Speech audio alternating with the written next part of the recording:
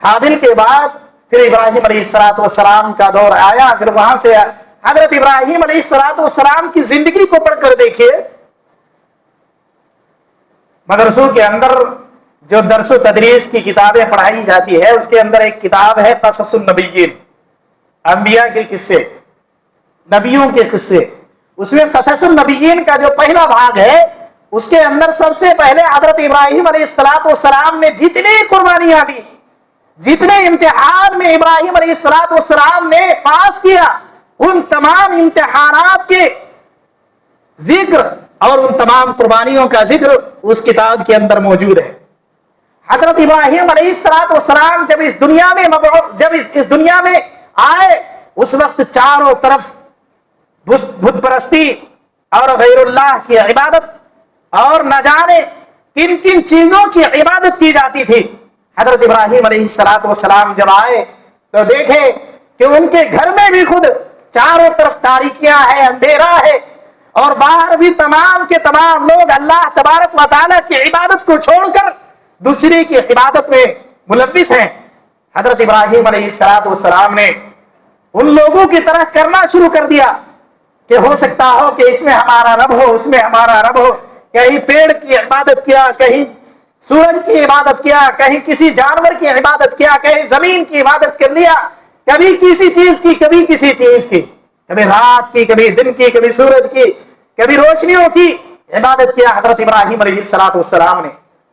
और करने के बाद हर एक की इबादत इसलिए करते थे इब्राहिम अलैहिस्सलाम कि कहीं ये हमारा रब हो, कहीं ये हमारा रब हो, जिसकी हम इबादत करते हैं वो हमारा रब हो। लेकिन तमाम की इबादत करने के बाद पता ये चला कि हर चीज पर हर चीज गालिब है। तो वो कौन सी चीज है जिसके ऊपर कोई भी चीज गालिब नहीं है? वह हय्युल ला यमूतु, वो जो मरता नहीं है, कभी उसके ऊपर मौत नहीं आती है, वो जिंदा रहता है। इन्नल्लाह कविय्युन, वो अल्लाह तबारक व तआला है जिसके अंदर ताकत है, उसके ऊपर कोई गालिब नहीं आ सकता है। तो वो हमारा रब है, इसलिए हम उसी की इबादत करेंगे।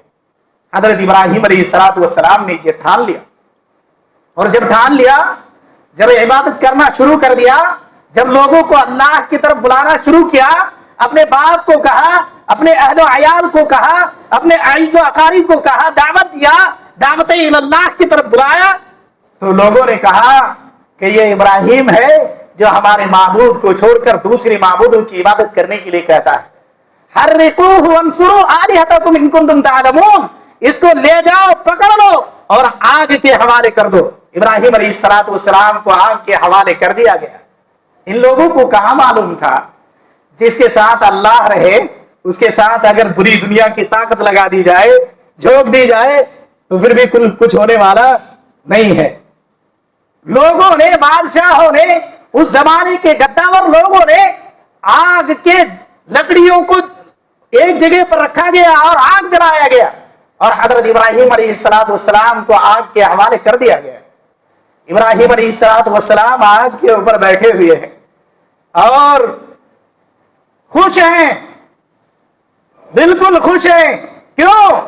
क्योंकि मैं जिसकी परस्तिश करता हूं, मैं जिसके सामने सरे खम को तस्लीम करता हूं, मैं जिससे मुरादे मांगता हूं, मैं जिसके सामने मैं अपनी फरियाद रसी करता हूं, वो तो रब ऐसा है जिसके ऊपर कोई भी गालिब आने वाला, जिसके ऊपर कोई भी ताकतवर नहीं है, वो सिर्फ और सिर्फ ताकतवर है।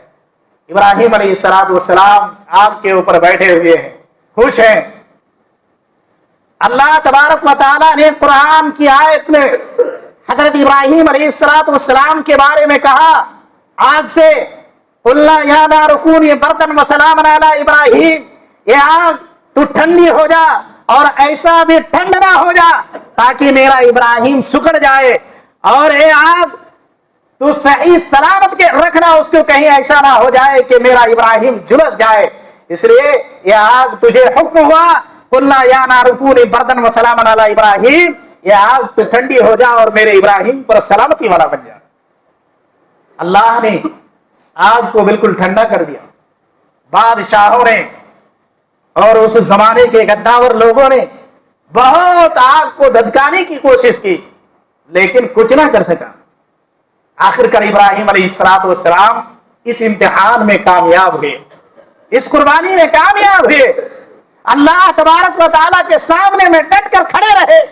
आज कौन इंसान ऐसा है जिसको अगर आग के हवाले कर दिया जाए और ये कह दिया जाए कि इंसान अगर तूने अल्लाह तबारक व तआला की इबादत जुबान से करने की जसारत की तो तुमको आग में डाल दिया जाएगा, तो इंसान फौरन कह देगा कि अरे कम से कम आग से बच जाए फिर देखा जाए।